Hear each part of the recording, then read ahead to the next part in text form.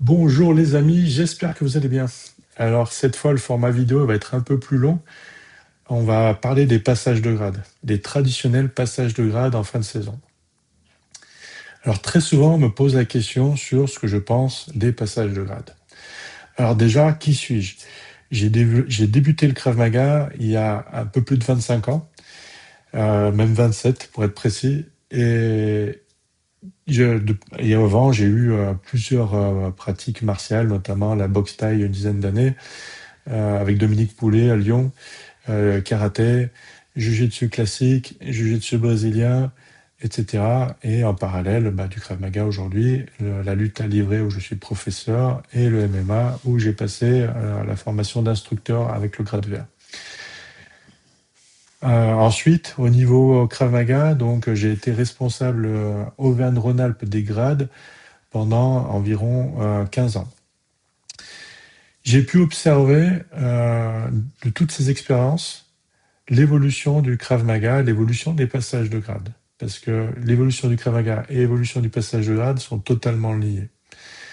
Pourquoi elles sont liées? C'est que l'intensité ou le contenu de l'épreuve du passage de grade, des passages de grade, va complètement influencer le contenu de la préparation. L'un ne va pas sans l'autre. Et donc là où c'est important à comprendre, c'est quelle épreuve je devrais subir pour pouvoir évaluer mes compétences. C'est là le point clé en fait. Et ensuite, quelle exigence a ce passage de grade?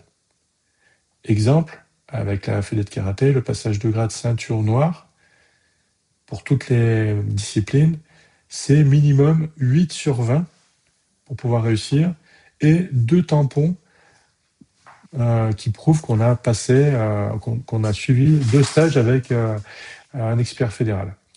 Donc 2 fois un tampon. Ça permet d'avoir une note de 10 sur 20. Voilà. Donc ensuite, le contenu du passage de grade, il est voilà, avec différentes épreuves, etc. Je vous laisserai regarder pour ceux que ça intéresse sur le règlement de la CSDGE dans l'intitulé Krav Maga donc de la fédé de karaté. Et ensuite, donc dans mon courant de Krav Maga, parce que le Krav Maga dans la fédé de karaté c'est plutôt récent. Dans mon organisation de Krav Maga à l'origine, donc la fédération internationale, les passages de grade se faisaient avec un état d'esprit vraiment différent d'aujourd'hui. C'est-à-dire que le passage de grade, déjà pour tout ce qui est sol, chute, roulade, etc., il n'y avait pas de tatami. Pour les combats, il y avait zéro protection, même pas un protège-dents, pas de gants, rien du tout. Bien évidemment, pas de protège tibia. Bon, mes tibias aujourd'hui, ils sont bien marqués entre la boxe taille, où il n'y avait pas de protège tibia aussi à l'époque, et le Krav Maga. Mais l'idée, c'est que dès l'équivalent de la ceinture jaune, on avait une longue épreuve qui durait à peu près 1h30, 2 heures, voire beaucoup plus, suivant le nombre de candidats. Parce qu'on était tous évalués en même temps. Et donc, il y avait aussi cette épreuve physique dans le sens endurance du terme. Et endurance du terme, on n'avait bien évidemment pas le droit de s'hydrater ou prendre une petite barre de céréales pour avoir un petit boost d'énergie. Et donc en janvier 2004, j'ai passé la formation d'instructeur et en même temps le niveau Graduate One. Graduate One, aujourd'hui, ce serait l'équivalent de la ceinture noire de Krav Maga des années 80. Et donc pour le programme technique qui conserve des ceintures, c'est à peu près l'équivalent. Et donc Graduate One, cette épreuve-là, elle a duré 8 heures consécutives, avec une première partie épreuve théorique qui était très brève, d'une demi-heure à peu près en anglais, sur des questions des principes du Krav Maga, etc. Et ensuite, le cœur du sujet, c'était la longue épreuve de technique entre guillemets, parce que c'était plus de la bagarre, où on était au milieu de la salle, les 11 autres candidats qui nous agressaient vraiment comme ils le souhaitaient. Ils nous imposaient de démarrer soit les yeux fermés, soit les yeux ouverts, etc. Et on était attaqué, batte de baseball, couteau, menace arme à feu, que ce soit arme d'épaule ou arme de poing. Et ça pouvait être à 2 contre 1, 3 contre 1, etc. Et c'était vraiment au choix des autres candidats. Donc on était à un niveau de surprise plutôt élevé. La seule surprise qu'on n'avait pas, c'est qu'on était au milieu de la salle et qu'on passait une épreuve de Krav Maga. Donc en termes d'état d'esprit, il fallait vraiment s'adapter, quoi. Cette capacité d'adaptation et de gestion du stress, parce qu'on voulait tous bien faire, c'était vraiment important. Donc bien évidemment, on jouait pas notre vie. On savait qu'il y avait des blessures. Chaque année, il y avait des blessures. Mais mis à part des blessures, voilà, on risquait pas notre vie. Donc c'était quand même tout c'était relatif. Et donc, ce passage de grade, il a été un point clé dans ma progression. Pourquoi? Parce que dans la foulée, il y a eu une évolution des passages de grade. C'est-à-dire que dans les tout premiers temps, le responsable d'une grosse partie de la France, d'une partie de la France, pardon, Italie, Belgique, Luxembourg, et Autriche, etc., enfin une grosse partie de l'Europe, avait constaté qu'il y en a qui couraient après les grades, et notamment des personnes connues dans le circuit du Krav Maga aujourd'hui, mais qui n'avaient aucune compétence en combat, en fait. Dès lors qu'il y avait les combats, bah, ils essayaient d'esquiver, etc., et ils évitaient.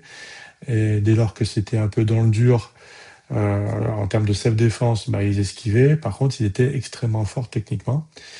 Et voilà. Donc, il s'est rendu compte qu'il y avait une limite dans ce passage, dans cette logique de passage de grade, c'est bah, d'en arriver là, en fait. Et on ne pouvait pas en vouloir à ce candidat qui finalement bah, jouait plus ou moins le jeu, quoi. Donc, il y a eu une grosse période sans passage de grade. Et donc, pendant à peu près 3 ans, j'ai pas du tout passé de grade. Ensuite, les grades ont été, donc changement de directeur, les grades ont été plus ou moins remis en place, et avec une logique qui s'approchait vraiment du kata.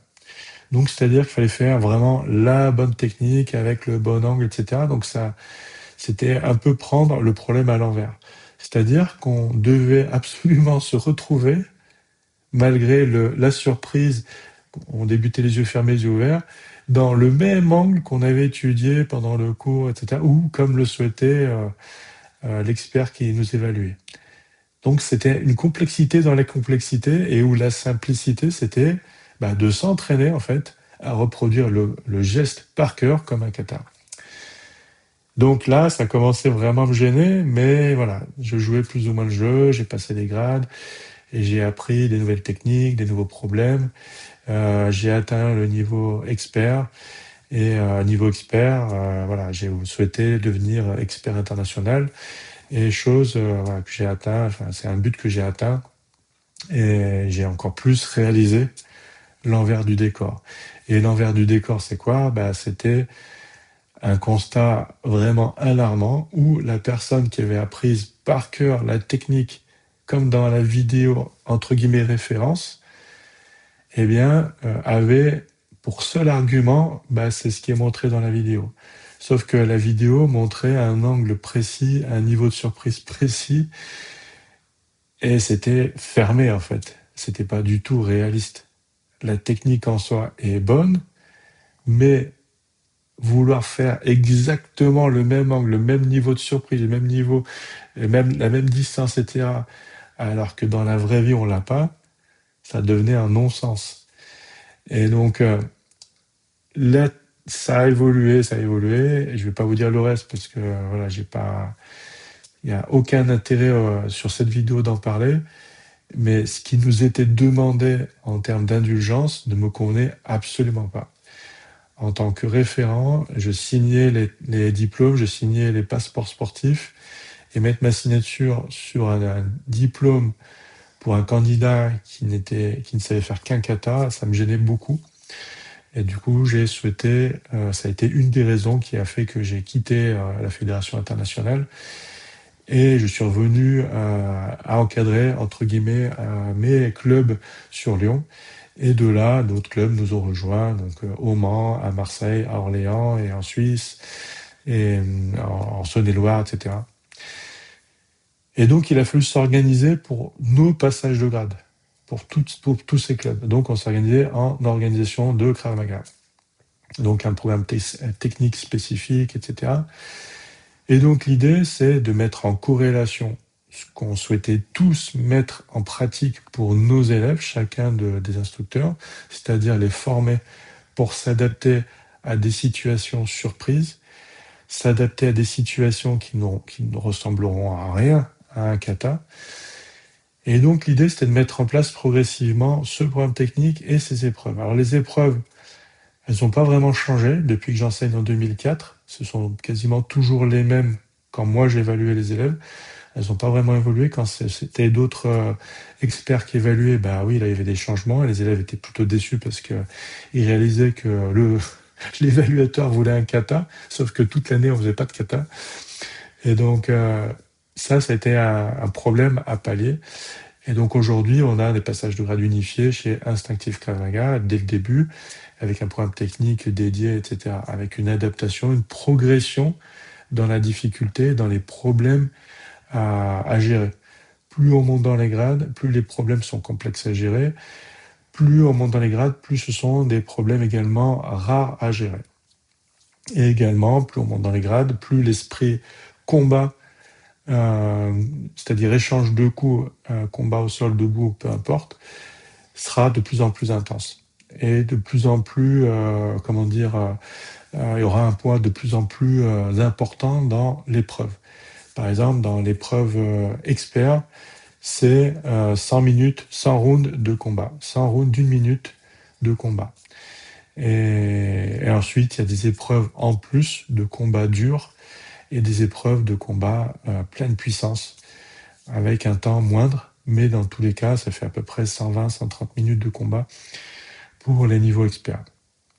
Et donc cet été, il y aura un passage de grade pour 2 futurs experts, ce que je souhaite pour eux. Donc, pour revenir au passage de grade, l'idée, c'est que qui dit passage de grade, comme je l'ai dit en introduction, dit une certaine épreuve et un contenu d'épreuve et une certaine tolérance, indulgence, note minimale pour atteindre cet objectif.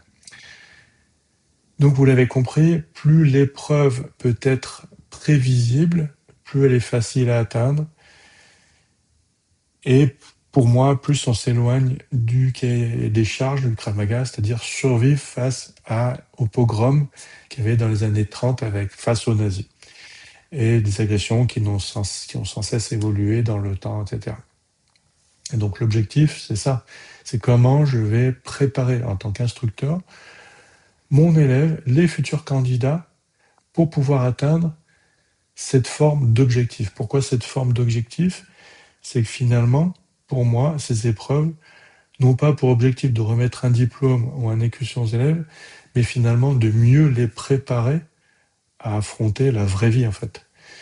Où l'agresseur est évalué, en fait. Si l'agresseur agresse mal, ça ne va pas générer un stimuli suffisamment nécessaire pour générer une réponse adaptée. C'est-à-dire que s'il agresse mal, il y aura une mauvaise défense, en fait, tout simplement. Donc, c'est un peu le chat qui se mord la queue, il n'y a aucun intérêt, c'est échange perdant-perdant. Donc, dans cette dynamique-là, ce que je pense des passages de grade, c'est juste fondamental, en fait. Ce que je constate depuis plus de 27 ans de pratique, c'est que plus l'élève se donne un objectif, en fin de saison, par exemple, passer un grade, plus l'élève s'implique dans ses entraînements. Plus il est impliqué, plus il progresse. Il y a vraiment une grosse différence.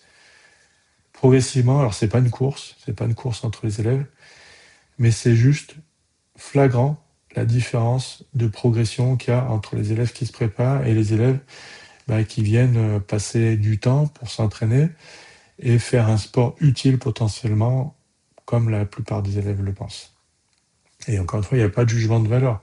Chaque élève est libre de s'entraîner comme il le souhaite et de mettre l'intensité qu'il le souhaite. Chaque élève a ses propres difficultés à gérer dans la vie privée, dans la vie professionnelle, etc., différentes contraintes.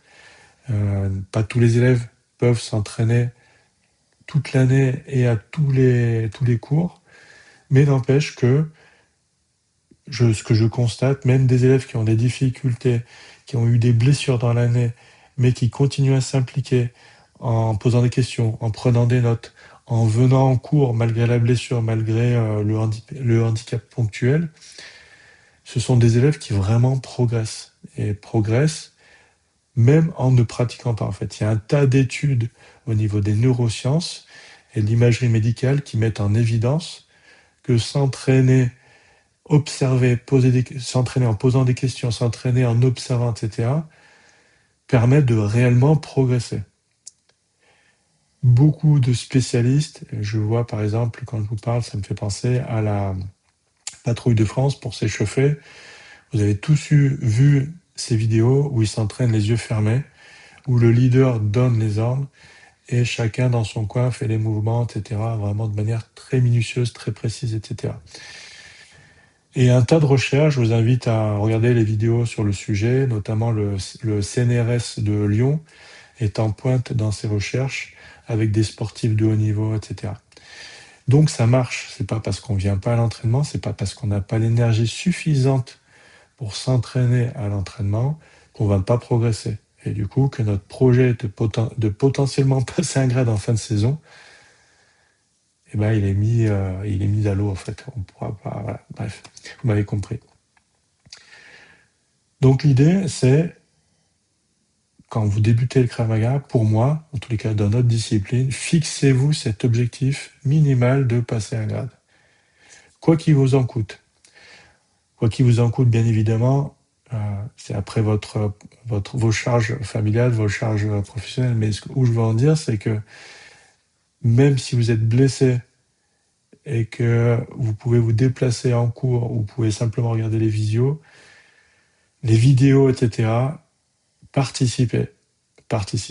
Donc, notamment, depuis un an, depuis la saison, depuis septembre, pardon, depuis le début de saison, j'ai mis en place des vidéos techniques et pour chaque niveau. Et donc là, j'ai vraiment vu, pareil, une différence dans la progression. Et donc, il y a notamment, je pense à une élève, Laurence, qui a été blessée et qui n'a pas pu participer. Elle a suivi les cours en ligne, en parallèle. En plus, elle participait au cours collectif en étant assise sur sa chaise eu égard à sa blessure. Et vraiment, ça a été une progression importante. À Bernard aussi, cette saison, une personne âgée qui sortait d'une grosse maladie, qui était mal en point physiquement, qui était blanc de peau, qui perdait connaissance quasiment dès qu'on débutait les cours, qui perdait l'équilibre aussi, qui avait des gros problèmes d'équilibre, et qui s'est donné cet objectif. Et en parallèle, il suivait les formations en ligne. Ça lui a permis de s'entraîner chez lui et à son rythme et prendre en considération tous les principes qu'on étudie en cours et de se préparer au mieux pour le passage de grade qu'il a finalement réussi en juin de cette année.